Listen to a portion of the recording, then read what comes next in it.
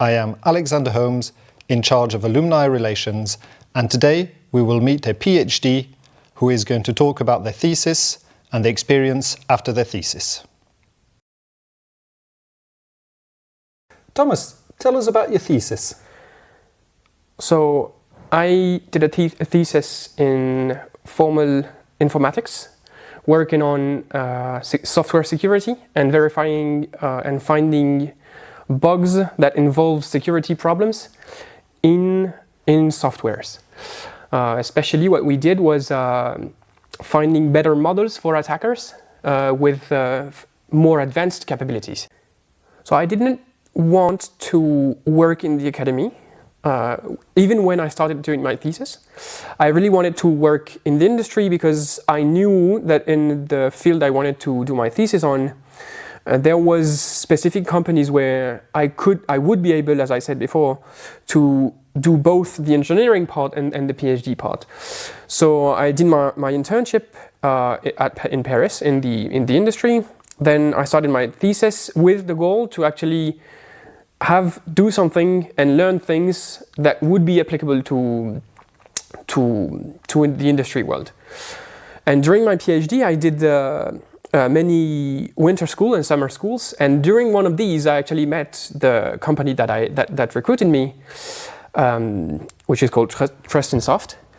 Now I'm working with them on something that is really close to my PhD work about formal verification of software.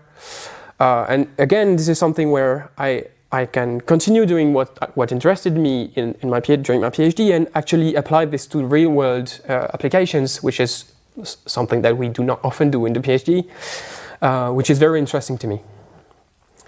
Personally, this is what I find interesting in having a PhD and doing an engineering job. I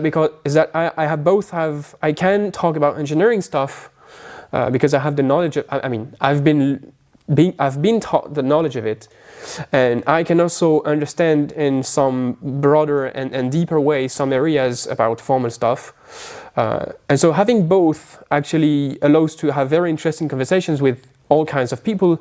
And this is one of the reasons why I did a PhD and an engineering school, is really to have both and to be able to talk to all of these people.